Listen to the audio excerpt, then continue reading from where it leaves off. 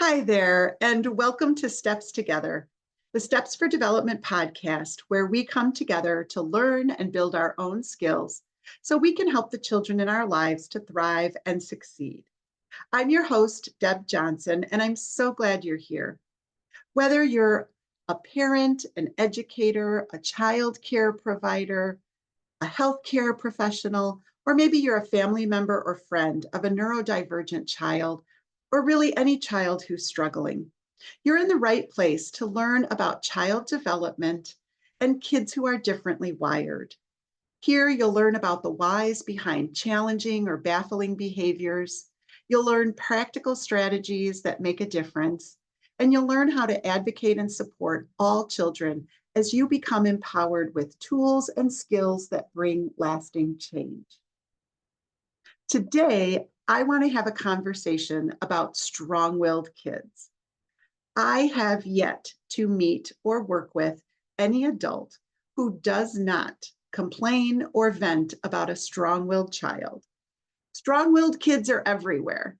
You've got them in your life. Maybe you're raising one, or you're teaching some, or you're working with some and they're pushing back, and you're just not sure how to get these kids to cooperate with you and how to feel confident and empowered in building a relationship and seeing these kids succeed instead of being so argumentative all the time. Well, I'm going to tell you my favorite resource for strong-willed children is a book called You Can't Make Me, But I Can Be Persuaded. The author is Cynthia Tobias, and it's a brilliant little book. I highly encourage you to get a hold of it and read it. Today, I'm going to share with you a lot of Cynthia Tobias's insights and her strategies and her awareness of how strong will is a strength. I love her approach. So I'm eager to share it with you and put it in the context of supporting children behaviorally as an occupational therapist. So what we're going to do today is to reframe strong will. We're going to flip it from being a problem to a strength. We're going to talk about what these kids really need, and I'm going to share with you a whole bunch of strategies that really, truly do work with strong-willed children. First, let's talk a little bit about why strong-willed kids are perceived as a problem. We label these children with so many negative words all the time. I hear them called difficult, defiant, disrespectful, oppositional, disobedient. You know, all these negative words. These kids are stubborn, right? They're not going to give in. They just drive us crazy. And adults often feel manipulated by these kids. What I hear from adults and what I have myself even felt is, wait a minute, who's in control here? Because these kids are yelling at us and they're saying, you're not the boss of me. And we say, don't you talk to me like that. And they say, oh yeah? And then they talk to us just like that. So how do we as adults feel empowered? How do we get the skills to know what to do? Well, we have to understand these kids at a foundational level. We have to learn what it is these kids need. And then I want to tell you that when you understand them and you focus on meeting their needs, that's what puts you in control. You are never, ever going to win an argument with a strong-willed child.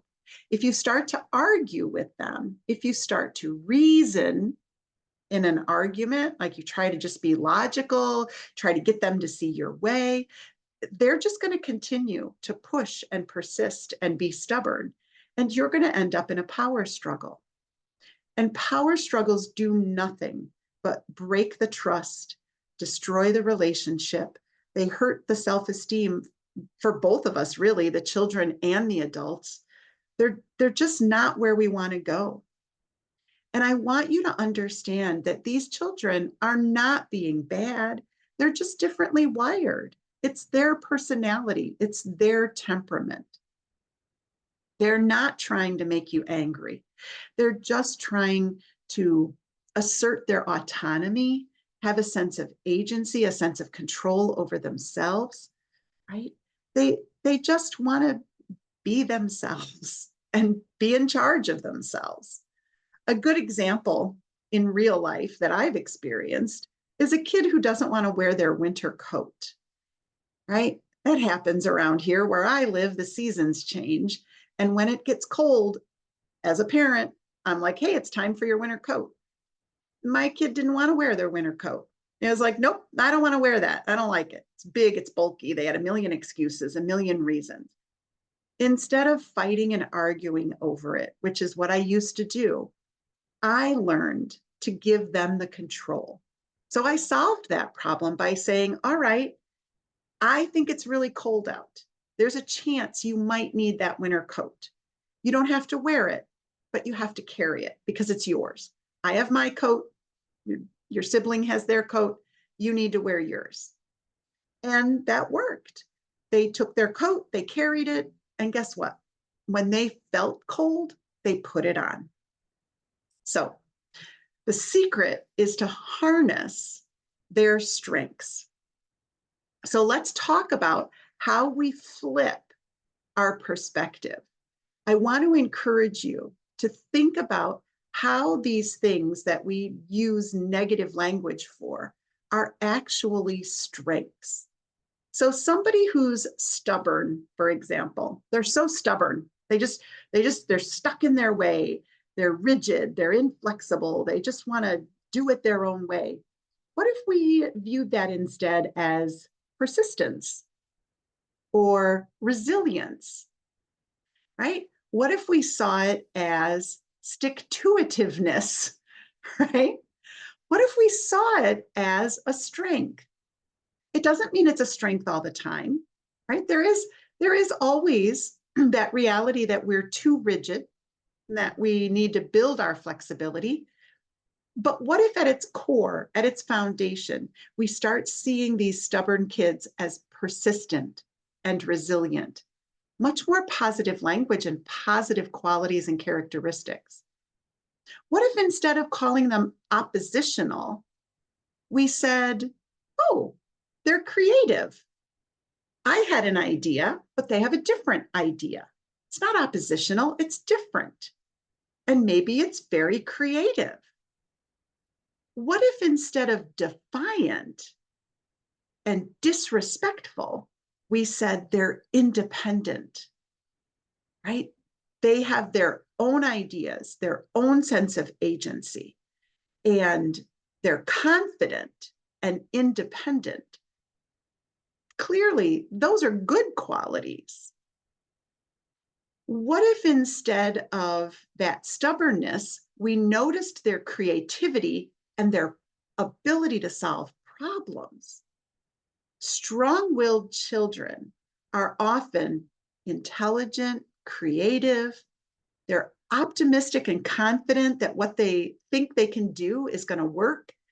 And they're creative and resilient, so that when they try something and it doesn't work, they just flip around and say, wait, I'm going to try it a different way. That didn't work. Let's do something different.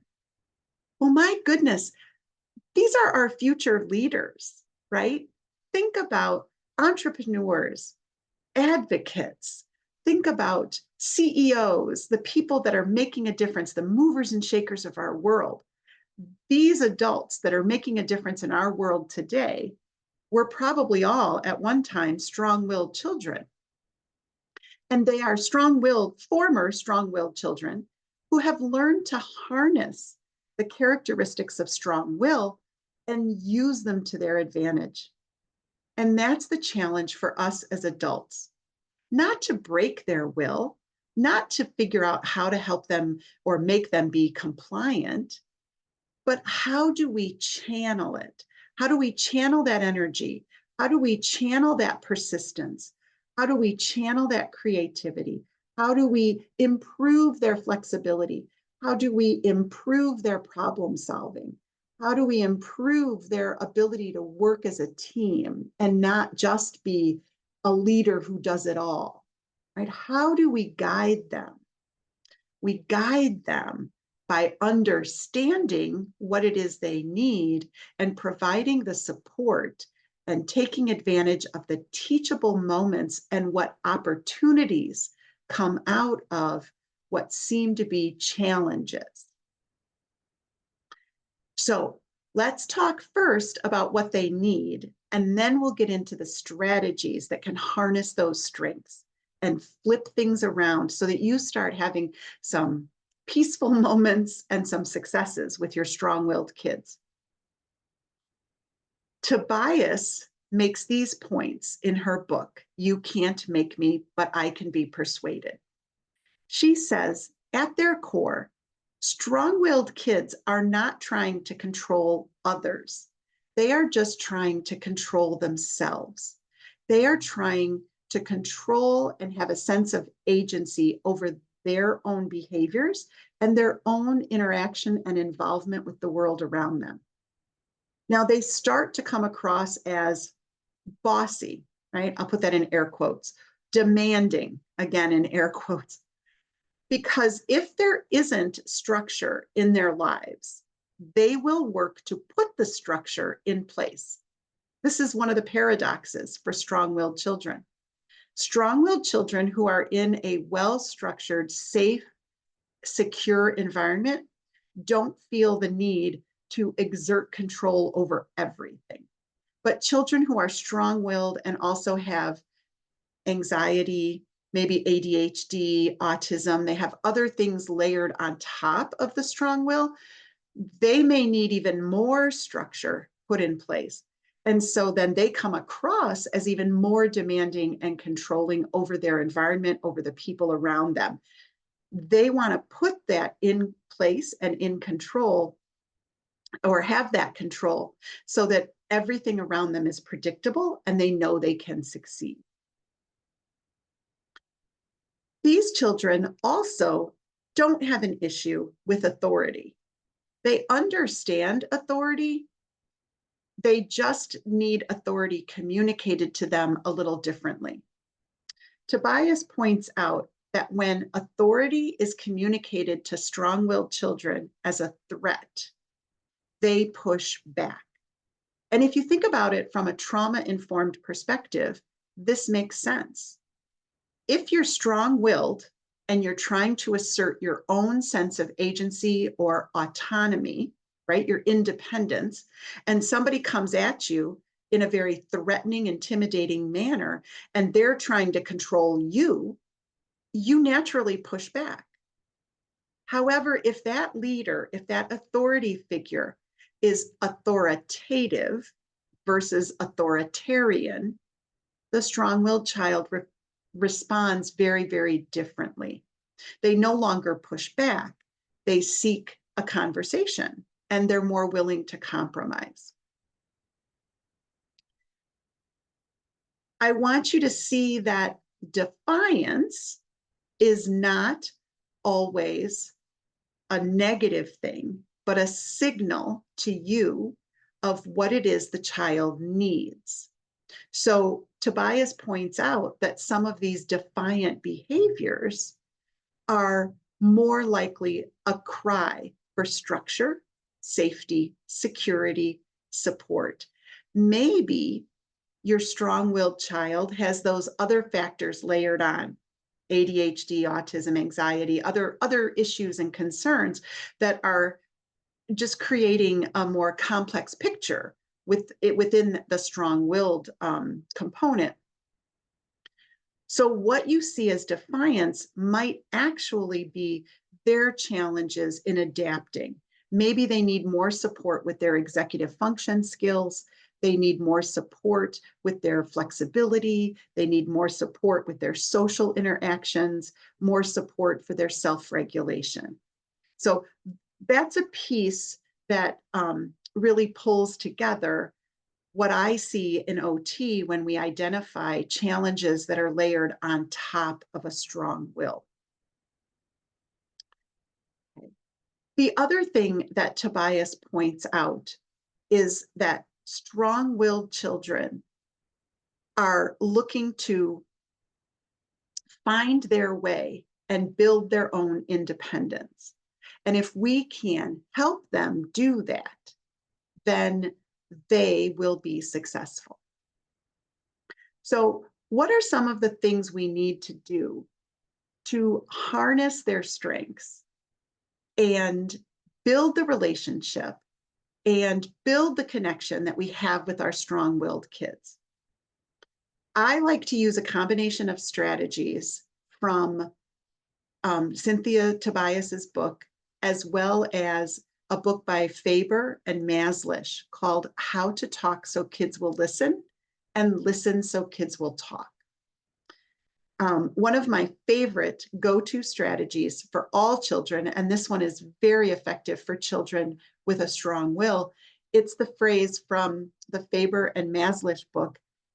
They teach to use the phrase, I wish the problem is. So when your strong-willed child is demanding something, the thing to do is to not just say, no, you can't have that. Nope, that's not happening. Or I'm sorry, not today. What you do is you lean in and you connect with the child first. So if the child says, I want to go get ice cream, and it's right before dinner, you lean in and say, I wish we could go get ice cream. The problem is I'm in the middle of cooking dinner and we're going to eat soon. Now that opens up a conversation, and your strong-willed child might respond with, oh, let's go after dinner. This is where I'm going to challenge you to pause and think about your next response. Do you mind going for ice cream after dinner? Then maybe you'll say, hey, that's a great idea. Let's go for ice cream after dinner. Is going for ice cream tonight just not going to work? Then you may have to use another I wish statement. I wish we could go for ice cream after dinner. The problem is it's a school night and we have homework and we have to get ready for bed. And that might set your child off. They might get angry. And you could say, I really wish we could go tonight. Let's look at the calendar. When could we get ice cream? Or maybe it's, I wish we could really go tonight for ice cream. Let's see what we have for dessert. I know maybe we have ice cream in the freezer, or maybe we can come up with a different idea. The idea here is using that phrase.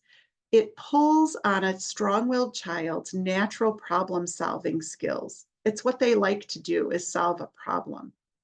And it opens up a conversation to connect with the child. They know that you heard them. They want to go for ice cream. And you're presenting the problem. And you're telling them why you can't do what it is they want to do. Another really good approach to use with strong-willed children is what Tobias calls the deal. It's the deal.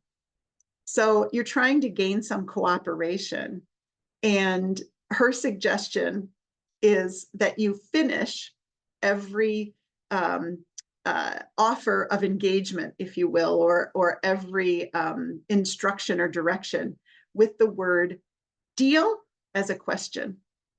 And the idea here is that what you're doing is you're asking the child to agree. You're getting their buy-in. So I use this a lot in my therapy sessions. And maybe the child is we're in a room, what we call a table room, and we're having to do some fine motor work, or something challenging for the child. Maybe we're doing handwriting or puzzles, and this is really hard. It's a skill that they are not great at. And so they're asking to go play in the gym.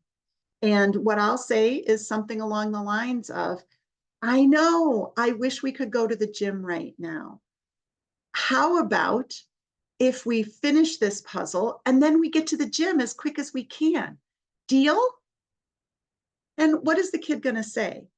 They might argue. And then I'll say, oh, they'll say, no, I don't want to do this first. And I'll say, well, I really want to get to the gym and we need to finish this. Let's see if we can do it together. And then we'll get to the gym. Deal? And what you're doing is getting the cooperation. You're helping them to see this is a way to get what they want, or to get to the point of where they want to be. Another good strategy, and I'm going to say this is more from one of my favorite guys with a podcast. And again, I encourage you to check him out. This guy, his name is Kirk Martin, and his podcast is called Celebrate Calm. Kirk Martin talks a lot about respectful disagreement. And I love this strategy. So this is the idea that when a child talks to you in a disrespectful manner, you don't punish them. You don't send them off to their room. You don't argue with them. You don't yell at them. You don't yell back and say, you don't talk to me like that. What you say is, I can't hear you when you speak to me like that. In this house, we speak respectfully. I think you have a different opinion. I think you have an idea. The problem is I can't hear it because you're yelling at me. Let's talk in a regular talking voice. Let's use a calm voice, and then we can see if that's something we could do. So you're teaching the child and modeling respectful disagreement, and even saying to your child, it's okay if you disagree with me. The way we disagree is by saying, I don't like your idea, or I disagree, or I have a different opinion. You're going to give them the language. You can even just teach them, if they're very young, teach them just to say, that makes me mad, or I don't like that. I don't like what you said. That's a respectful way to disagree without being disrespectful of authority, without screaming and yelling at an adult. So you're turning the situation where the child is yelling into a teachable moment. All right, you ready for another strategy? It's giving choices. Even small choices matter. So if your child is demanding certain things, we want to know what their preferences are. And whenever we can, we want to be respectful of those preferences. And strong-willed children might have a greater need for control and ownership. So giving them options is always helpful. Do you want the red cup or the blue cup? Do you want to take your bath before we eat dinner or after dinner? Do you want to read one book or two books? The secret to giving choices is what the Montessori method calls freedom within boundaries. The secret is that any choice you give needs to be acceptable, whichever they choose, right? Either choice needs to be acceptable to you. Do you want your bath before dinner or after dinner? The choice is not, do you want to take a bath tonight or not? Because you're wanting them to take a bath. The choice is, when do you want to take your bath? And I, as your parent, don't care if it's before dinner or after dinner. Either way is fine. So make sure that when you're giving choices, you're okay with either choice. Freedom within boundaries. All right. A Tobias strategy is what she calls non-negotiables. Non-negotiables are few and far between. Tobias refers to non-negotiables as the hard no's. These are the things that you as a parent have decided are non-negotiable. These are the hard and fast rules. And there are non-negotiables in your home as a parent, in your classroom as a teacher. We have hard and fast rules in therapy. We do not hit. That's a hard and fast rule. We do not hit. We do not hurt others. We do not break property. Those are hard and fast rules. So you want to reserve your structure, your consequences, right? You want to reserve those hard lines for the things that really matter. And you want to think about all the other stuff that you say no to, all the other stuff that you get into power struggles about. I want you to really watch for the next few days. How many things do you say no to that you really didn't have to say no to? You didn't have to be hard-nosed about that. That didn't have to be a hard line, right? Hard lines might be bedtime. Hard lines are absolutely aggressive behavior for most people, for sure. Hard lines might be certain words, and those words might be different from your house to the next house. But they're your rules. So they need to be agreed upon, and they need to be clear, with clear expectations and also clear consequences. What happens when these rules are broken? That doesn't mean punishment. It means consequences that align with the hard nose. Parallel to that, in tandem with the idea of hard nose or non-negotiables being few and far between, strong-willed kids need fewer warnings and more tickets, as Tobias says. What she means by that is stop giving idle threats, stop giving out warnings of, if you don't stop that, I'm gonna blah, blah, blah, and give them the structure, right? And I think it's another podcast episode to talk about consequences and what works and doesn't. But we don't want to be giving consequences that are punishments, and we don't want consequences that make no sense when you compare them to the severity of the infraction, right? Like, what rule was broken? But strong-willed kids, absolutely, they need to understand, if this rule is broken, this is what happens. And when the rule gets broken, that needs to happen. That's the bottom line for strong-willed kids, because the more lenient you are, the more idle threats, the more warnings they get, the more they take, right? The more they're going to try to get away with, the more they're going to try to go down that path. And this is a hard one. I think, again, why I would say this really needs a bigger conversation in a different episode, because we want to temper structure, consequences, and what people refer to as discipline. We want to put that in the context of a trauma-informed lens and a relationship-based focus, right? But just suffice it for today to say, more consistent structure and far fewer idle threats is crucial for strong-willed kids. And then the final piece, the strategy, which is really overarching everything and is crucial for strong-willed children, is your relationship with them. Relationship has to come first. Connection to this child, making sure the child trusts you, feels safe in your presence, feels secure in knowing that your responses are predictable and consistent, knowing that you're there for them, but that you're also providing structure, right? And by that, by there for them, I mean you're empathic.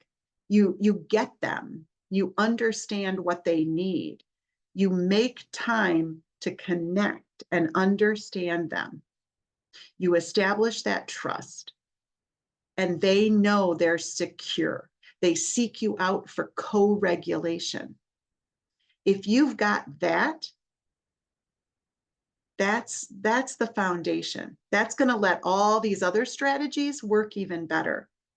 So please start to see your strong-willed child for who they are in terms of strengths. Because when you see everything as negative, disobedient, non-compliant, disrespectful, argumentative, oppositional, all that does is fuel a very negative view of your child. You're viewing this child whether they are your child, whether it's a child you're teaching, a child you're working with in therapy sessions, a child at your daycare center, it doesn't matter.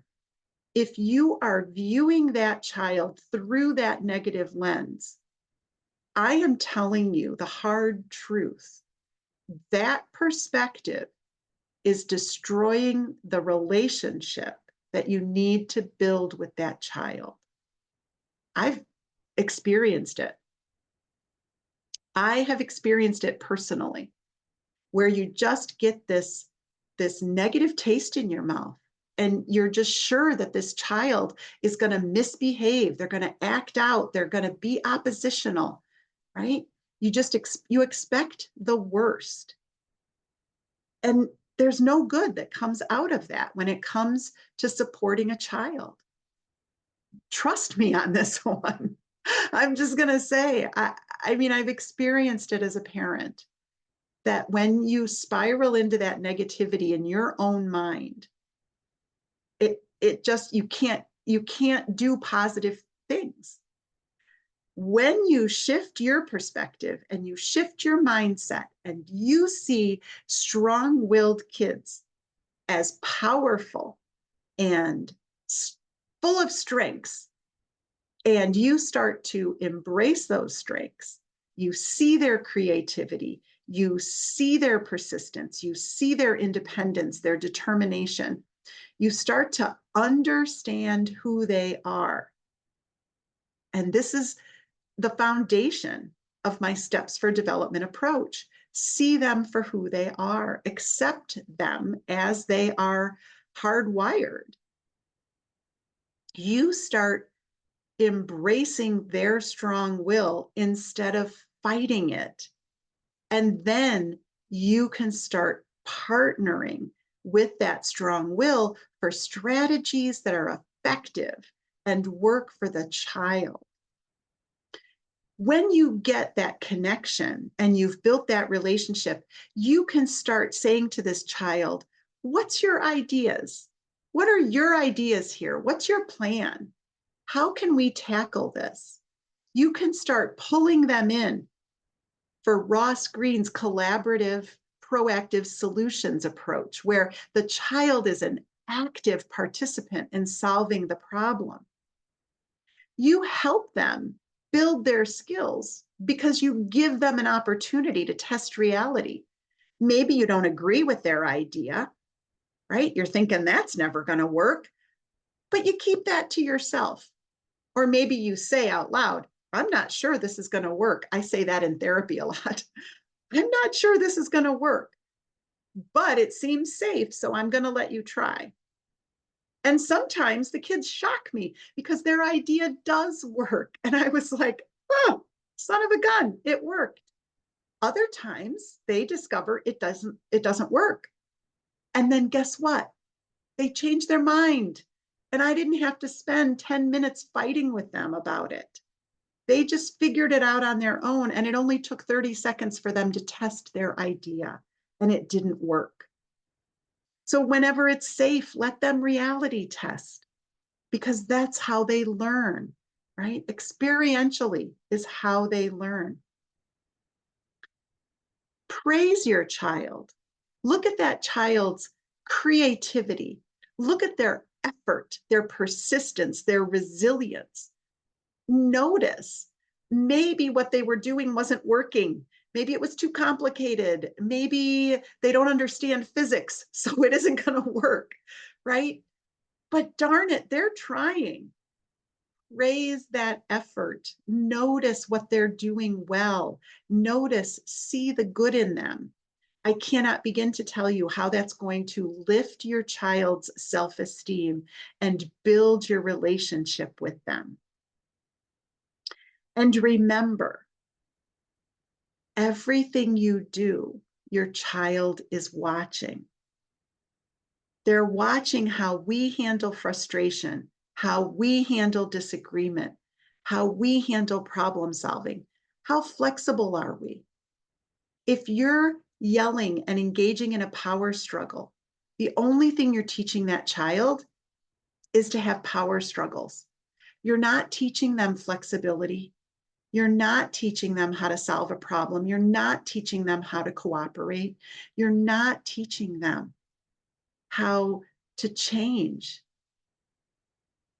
So my final words to you are: embrace strong will as a strength and change your own perspective. Change your own response to your strong-willed child. If you are engaging in power struggles with them, stop. It takes two to have a power struggle. Walk away from it. You do not have to have a power struggle with any child, with anyone, honestly, and definitely not a child.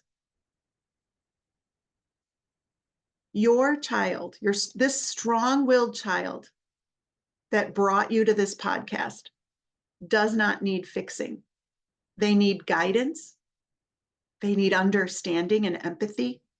They need respect. And they need an opportunity to learn how to use their strengths in positive ways. Instead of asking, how do I make them obey? Ask, how can I work with their strengths for cooperation? In OT, I am always trying to get intrinsic motivation. When the child is intrinsically motivated, they want to do this, then they're cooperative. And usually the reason they want to do it is because we have a good relationship. And they're like, okay, all right, I'll try that for you. So let's start with relationship. Let's focus on their strengths. Let's understand the kids that we're working with and raising and loving. And let's learn how to harness their skills and their strengths to support them in a positive way. So as we end this episode, I'm going to challenge you to reflect. Look at your own behavior with the kids in your life and notice one strength, just one. What is one strength you see in that strong-willed child? And then think about the strategies I've shared. Think about some of these ideas and find a way to nurture that strength in a positive way. I know you can do it. And I know you're going to be shocked at how your change is going to start changing your child's behavior and building the connection and improving your relationship with your child. And honestly, reducing your stress, making life more peaceful, and giving you hope that things can change. All right, that's it for today. Thank you so much for joining me on Steps Together. If this episode resonated with you, please share it with a friend. Give me some feedback, leave a review, make sure that you're subscribed so you get all the information when the next one comes out. Head to one of my social media pages, Instagram or Facebook. You'll find links there where you can sign up for my newsletter. When I release podcasts on Thursdays, I send out a newsletter letting everybody know that new episode is out. So yeah, stick around, stay with me, and we'll continue to talk about a lot more topics like this one. And I'd love to hear topics that you want me to talk about. So go ahead, shoot me a comment, connect. And thanks so much for joining me today. Bye for now.